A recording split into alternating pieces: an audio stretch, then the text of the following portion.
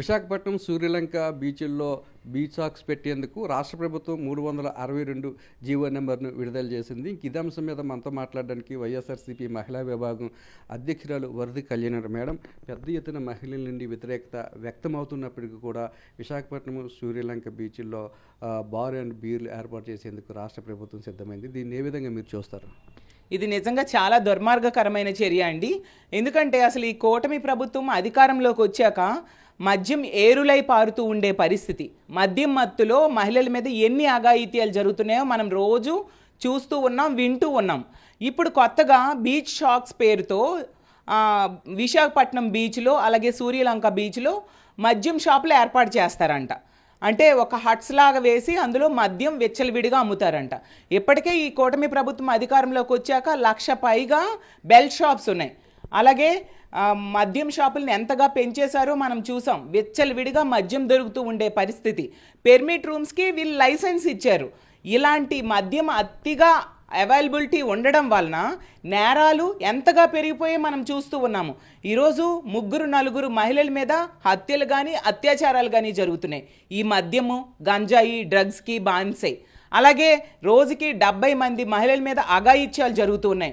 అయినా వీళ్ళు మద్యం ఆదాయం కోసం అంట ఈ మద్యం షాపుల్ని బీచ్ రోడ్లో పెడతారంట. ఎంత దారుణం అసలు విశాఖపట్నం బీచ్ అనేది ఎంతో సుందరమైన బీచ్.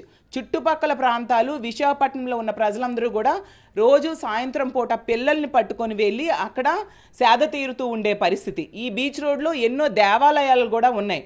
అలాంటి పరిసరాల్లో వీళ్ళు ఈ బీచ్ షాక్స్ పేరుతో మద్యం షాపులు పెట్టడం ఎంతవరకు సమంజసం? ఈ మద్యం మత్తులో ఆడవాళ్ళ తాలిబొట్లు తెగిపోతూ ఉండే పరిస్థితి, యాక్సిడెంటు అయ్యే పరిస్థితులు, యాక్సిడెంట్స్ ఎన్నవుతున్నాయి, ప్రజల ఆరోగ్యం దెబ్బతింటూ ఉండే పరిస్థితి.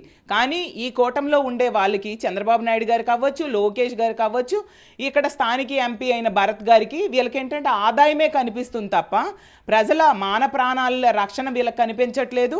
ప్రజల ఆరోగ్యం కూడా వీళ్ళకి కనిపించని పరిస్థితి. అలాగే ఈ విశాఖపట్నం ఎంపీ భరత్ గారు వ్యాఖ్యలు నిజంగా తీవ్రంగా నేను ఖండిస్తూ ఉన్నాను. ఆదాయం కోసం మద్యం షాపులను పెడతాము అని చెప్తూ ఉన్నారు. భరత్ గారికి నేను ఒకటే చెప్తూ ఉన్నా, మీరు అలా అయితే మీ గీతంలో పెట్టుకోవచ్చు కదా, మీ గీతం యూనివర్సిటీలో. అంటే మీకు పిల్లలు ఉన్న దగ్గర పెట్టకూడదు అలాంటి జ్ఞానం లేదా? ఒక బాధ్యతాయుతమైన పదవిలో ఉన్న మీరు ఇలా బాధ్యతారాహిత్యంగా ఎలా మాట్లాడుతూ ఉన్నారు? ప్రజలు మద్యం తాగడాన్ని కోరుకుంటారా ఎక్కడైనా? మహిళలు ఈరోజు ఎంత తీవ్రంగా మహిళా సంఘాలు వ్యతిరేకిస్తూ ఉన్నాయి, ప్రజలు వ్యతిరేకిస్తూ ఉన్నారు. ఈ మద్యం మత్తులో ప్రజలు గృహహింస కేసులు ఎంతగా పెరిగిపోతూ ఉండే పరిస్థితి, మహిళల మీద అఘాయిత్యాలు పెరిగిపోతూ ఉండే పరిస్థితి. 5,000 కోట్ల భూ కబ్జా చేసిన ఈ ఎంపీ భరత్ గారికి ప్రజల ఆరోగ్యం మీద శ్రద్ధ ఎందుకు ఉంటుంది అని నేను అడుగుతూ ఉన్నాను. అలాగే తీసుకుంటే భరత్ గారికి ఈ విశాఖపట్నం నుంచి కేకే లైన్ వెళ్ళిపోయింది, అయినా దాని గురించి అతను ప్రశ్నించరు. అలాగే విశాఖపట్నంలో భూముల్ని రూపాయికి ₹1 అమ్మేస్తూ ఉన్నారు, అయినా అతను ప్రశ్నించరు. స్టీల్ ప్లాంట్ ప్రైవేటైజేషన్ చేసేస్తూ ఉన్నారు. ఈ విశాఖపట్నం ప్రజలు 5 లక్షల ఓట్లతో అతను గెలిపించారు. అంత మెజారిటీ ఇచ్చి 5 లక్షల ఓట్ల మెజారిటీతో గెలిపించారు. ఎంత బాధ్యతాయుతంగా పనిచేయాలి? ఆ ప్రైవేటైజేషన్ ఆపడం కోసం అతను మాట్లాడరు. మొన్ననే స్టీల్ ప్లాంట్ కార్మికులు ఆ రోజు ఉక్కు ద్రవం వాళ్ళ మీద పడి సజీవ దహనం అయిపోతే వాళ్ళకి రాష్ట్ర ప్రభుత్వం నుంచి కాంపన్సేషన్ ఇప్పించడం కోసం మాట్లాడరు. కానీ ఈ మద్యం షాపులు పెట్టడం కోసం సపోర్ట్ చేస్తూ ఎంత దారుణంగా మాట్లాడుతూ ఉండే పరిస్థితి మనం చూసాం. ఇంకా అతను అంటారు హింస అనేది పక్క రాష్ట్రాల్లో లేదా, ఒక్క ఏపీలోనే ఉందా అనేసి. నేను ఒకటే భరత్ గారిని అడుగుతున్నాను, ఎప్పుడైనా పక్క రాష్ట్రాల్లో జరిగిన మంచిని ఆదర్శంగా తీసుకొని మన రాష్ట్రంలో అది ఇంప్లిమెంట్ చేయాలి. కానీ పక్క రాష్ట్రంలో హింస ఉంది, పక్క రాష్ట్రంలో మద్యం ఉంది, అవన్నీ ఇక్కడ చేస్తాము, చేసినా పర్వాలేదు, ఇలా ఇంత బాధ్యతారాహిత్యంగా ఏ ప్రజాప్రతినిధి అయినా మాట్లాడతారా? అందుకే 5 లక్షల ఓట్ల మెజారిటీ విశాఖపట్నం ప్రజలు మీకు ఇచ్చారా భరత్ గారు అని నేను అడుగుతూ ఉన్నాను. ఇంత ఘోరంగా ప్రజల మాన ప్రాణాల మీద ఇంత నిర్లక్ష్యంగా మీరు వ్యవహరించడం నిజంగా సిగ్గుచేటు. ఎప్పటికైనా ఈ జీవో నెంబర్ 362ని వెనక్కి తీసుకోవాలని మేము డిమాండ్ చేస్తూ ఉన్నాము. ఎందుకంటే దానివలన మద్యం అవైలబిలిటీ పెరిగిపోతూ ఉంది. ఇప్పటికే మద్యం అనేది విచ్చలవిడిగా దొరుకుతూ ఉండే పరిస్థితి.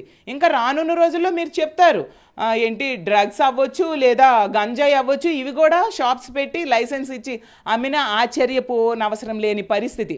అప్పుడు చంద్రబాబు నాయుడు గారు గతంలో ఇదే విశాఖపట్నం బీచ్లో బికినీ ఫెస్టివల్స్ అని ఏర్పాటు చేద్దామని ప్రయత్నించారు. కానీ విశాఖపట్నం ప్రజలు దాన్ని తీవ్రంగా వ్యతిరేకించారు. అప్పుడు మీరు వెనక్కి తగ్గడం జరిగింది. ఇప్పుడు కూడా ఇలా మద్యం షాప్స్ పెట్టడానికి ఏకంగా జీవోనే రిలీజ్ చేశారు. ప్రజలు, మహిళా సంఘాలు ఎంతగా వ్యతిరేకించినా వినకుండా ఏకపక్షంగా మద్యం ఆదాయం కోసం ఈ విధంగా మీరు చేశారు. దీన్ని మేము తీవ్రంగా ఖండిస్తూ ఉన్నాము. మేము దీన్ని అంగీకరించము. ఈ జీవోని వెనక్కి తీసుకునేంత వరకు కూడా మేము మహిళా సంఘాలతో కలిపి పోరాటం చేస్తాము. మా వైఎస్ఆర్ కాంగ్రెస్ పార్టీ డిమాండ్ చేస్తూ ఉంది, ఈ జీవో నంబర్ 362ని వెనక్కి తీసుకోవాలి, ప్రజల మాన ప్రాణాలని కాపాడాలి, ప్రజల ఆరోగ్యాన్ని కాపాడాలని తెలియజేస్తూ ఉన్నాను. బీచ్ అనగానే సాయంత్రం అయ్యేసరికి ఫ్యామిలీస్తో చాలామంది వస్తుంటారు. మన విశాఖపట్నం కాకుండా మిగతా రాష్ట్రాల నుండి కానీ విదేశాల నుండి కానీ పర్యాటకులు పెద్ద సంఖ్యలో వస్తుంటారు. అటువంటి వాళ్ళ మీద ఈ తాగుబోతులు ఏవైనా దురాగతాలకు పాల్పడితే ఎవరు బాధ్యత వహిస్తారండి? ఖచ్చితంగా అండి. ఇప్పుడు ప్రజల నుంచి దాని మీదే తీవ్రమైన వ్యతిరేకత ఈ జీవో నంబర్ 362 మీద వస్తూ ఉంది. ఎందుకంటే మద్యం మత్తులో ఒకవైపు మహిళల మీద అఘాయిత్యాలు జరుగుతాయి, అత్యాచారాలు జరుగుతాయి, హత్యలు జరుగుతాయి, అంతేకాకుండా యాక్సిడెంట్స్ జరుగుతాయి, అలాగే ప్రజల ఆరోగ్యం దెబ్బతింటుంది, అంతేకాకుండా గృహహింస కూడా, తాగి వచ్చి గృహహింస కూడా చేసే పరిస్థితి మనం చూస్తూ ఉన్నాము. ఈరోజు ప్రజల మాన ప్రాణాలతో ఈ మద్యం అనేది ఆటలాడుకునే పరిస్థితి మనం చూస్తూ ఉన్నాం. అలాంటి మద్యంని ఈ కూటమి ప్రభుత్వం అధికారంలోకి వచ్చాక ఇప్పుడు 1,00,000 బెల్ట్ షాప్స్ ఈ రాష్ట్రంలో ఉన్నాయి. ఈ కూటమి అధికారంలోకి వచ్చాక 1,00,000 బెల్ట్ షాపులు ఉన్నాయి. అలాగే తీసుకుంటే పెర్మిట్ రూములకి వీళ్ళు 5 లక్షలు కడితే పెర్మిట్ రూమ్ ఇస్తామనేసి అఫీషియల్గా వీళ్ళు జీవో జారీ చేసిన పరిస్థితి మనం చూసాం. అలాగే గంజాయి, డ్రగ్స్ డోర్ డెలివరీ అవుతూ ఉంది. ఇంత దారుణమా? వీళ్ళకి ఆదాయము సంపద సృష్టిస్తానని చెప్పి ఎన్నికల టైంలో చెప్పి ప్రజలు నమ్మించి ఓట్లు వేయించుకున్నారు. ఇలా మద్యం ద్వారా వీళ్ళు సంపద సృష్టిస్తారా? ఈ విషయం ఆ రోజు చెప్పాల్సింది కదా, ప్రజలే గడ్డి పెట్టేవాళ్ళు. కాబట్టి ఇప్పటికైనా చెప్తున్నాం, ఈ జీవో నంబర్ 362ని వెనక్కి తీసుకోవాలి. తీసుకునేంత వరకు కూడా మా వైఎస్ఆర్ కాంగ్రెస్ పార్టీ ప్రజల తరపున పోరాటం చేస్తుందని తెలియజేస్తూ ఉన్నాను.